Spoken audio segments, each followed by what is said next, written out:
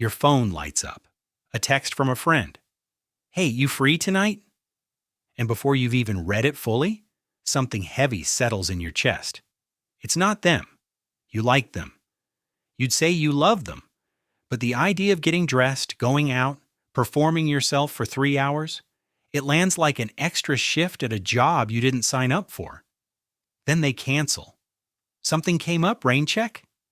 And the relief that washes through your body is so disproportionate, so immediate, that for a second you wonder if something is wrong with you. Nothing is wrong with you. You're not tired of life. You're tired of being available for everyone in it. And the difference between those two things is the whole video. 7 signs you're tired of people, not life. Why those two feelings are completely different. And a simple test at the end that tells you which one you might actually be in. First, the most important reframe of this entire video. Because most chronic fine-sayers and quiet types eventually start to wonder, am I depressed or just drained? And the world doesn't make space for both answers. Burnout researcher Christina Maslach has spent her career distinguishing situational exhaustion from clinical depression. They look similar from outside. They're not the same thing. And confusing them costs you the right cure. Depression flattens everything, joy, hobbies, future plans, all dim, regardless of who's in the room. People fatigue is different. The exhaustion is specifically social. Take the people out and the color comes back. Sign 1. Canceled plans don't feel like loss. They feel like a small, quiet miracle. Your body unclenches the moment the message comes in. You weren't excited to go. You were bracing to go. And your nervous system has been holding that brace since the moment you agreed to it last Tuesday. Cancellation isn't disappointment. It's the first deep exhale your body has taken all week. That's information. That's your system telling you it wasn't recovering, it was preparing to perform. Sign 2. Small talk feels heavy in a way that doesn't make rational sense. How was your weekend? Shouldn't be exhausting. Right now it is. Sociologist Arlie Hochschild called this surface acting, the cognitive cost of producing an emotion you're not actually feeling for someone else's benefit, smiling when you're empty, sounding fine when you're not. Surface acting is real labor. Your brain burns measurable energy faking warmth, regulating your face, managing tone. When your battery's already low, even a 5-minute hallway chat costs more than it should.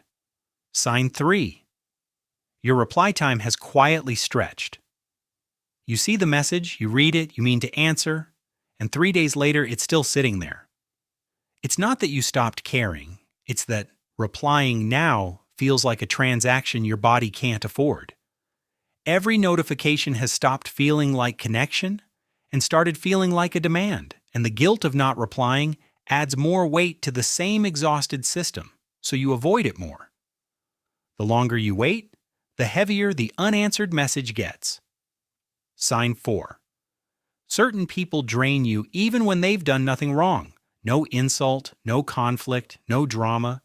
You just leave the interaction feeling somehow emptier than when you started. It's the unspoken pressure. The way you have to monitor your words around them, shrink slightly. Manage their reactions. Carry the conversation. The work of being around them is invisible, but your body keeps the score. Someone doesn't have to be bad for your peace. That's the line worth keeping. Your kindness will keep excusing them. Your nervous system already knows. Sign 5. You crave silence, but not the depressed kind. You're not hiding from life. You're trying to hear yourself underneath everyone else's voices again. Solitude and loneliness are not the same state. Loneliness feels like absence. Solitude feels like return. Neuroscientist Stephen Porges would say this is your ventral vagal system finally getting space to come back online. When you sit alone and feel relief instead of emptiness, that's a working nervous system asking for what it needs. That's not antisocial. That's regulation. Sign 6. Tiny things irritate you in a way that feels disproportionate to their size. a slow walker, a repetitive story, a friend who needs you to confirm what they already know. This isn't a personality change. This is overflow. Your patience is a cup, and right now the cup is full. Anything that adds even a drop spills over and looks like irritation.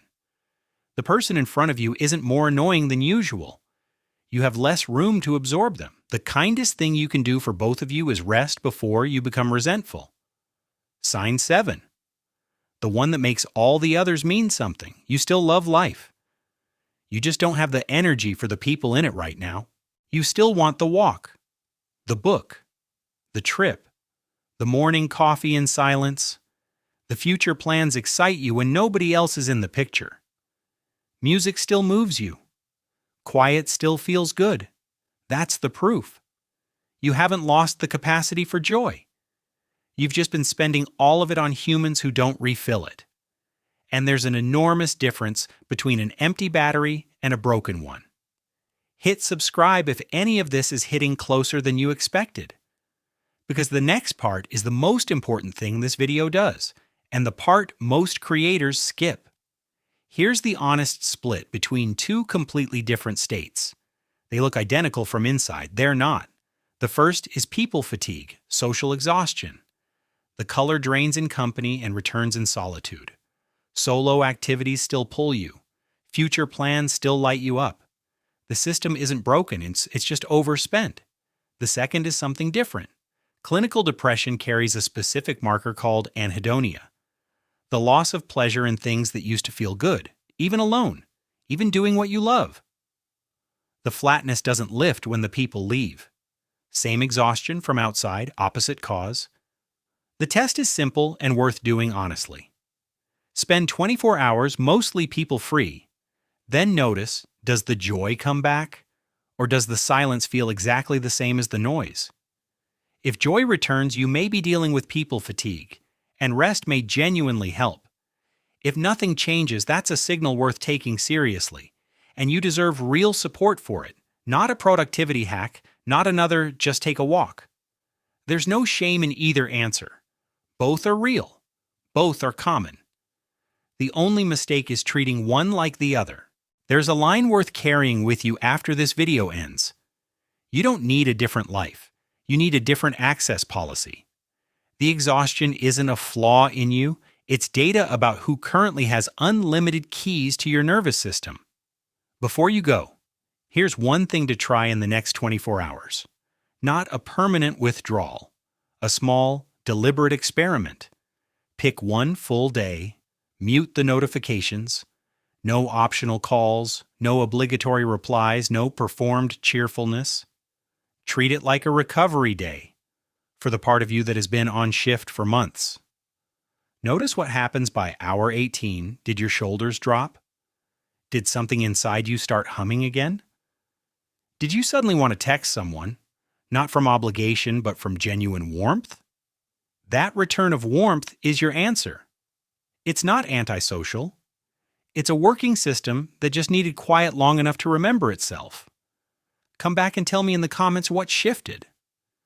Because here's what most chronic people pleasers, fixers, and fine-sayers eventually have to learn. You can love people deeply and still need them in smaller doses than you've been taking them. The right people will understand a slower reply. The wrong people will make your exhaustion about them. That difference will tell you something useful about your circle that you've been too tired to notice. And the worst thing you can do right now is interpret your fatigue as proof that something is wrong with you. What's wrong isn't your design. It's that you've been running an open-door policy with no recovery clause. Solitude isn't where life ends. For people built like you, it's where life finally gets quiet enough for you to hear again. You don't need less life. You need fewer doors open at the same time. If you've spent years giving access to anyone who asked, you're not selfish for closing some of those doors now. You're a nervous system that has been generously over-delivering for too long with no protected hours to refill. The cure isn't a personality transplant, it's a smaller doorway. Choose on purpose Who gets through? Stop treating your time and energy like a public utility nobody pays for. You're allowed to love people from a distance for a while. You're allowed to recover before you re-engage. The world will still be there. The right people will still be there. And you'll be there too. Actually present this time instead of just performing presence. If any of this hit subscribe and like. It genuinely helps the channel reach more people who need to hear it. Tell me in the comments, when you spend 24 hours alone, does your joy come back? Or does it feel exactly the same? Honest answer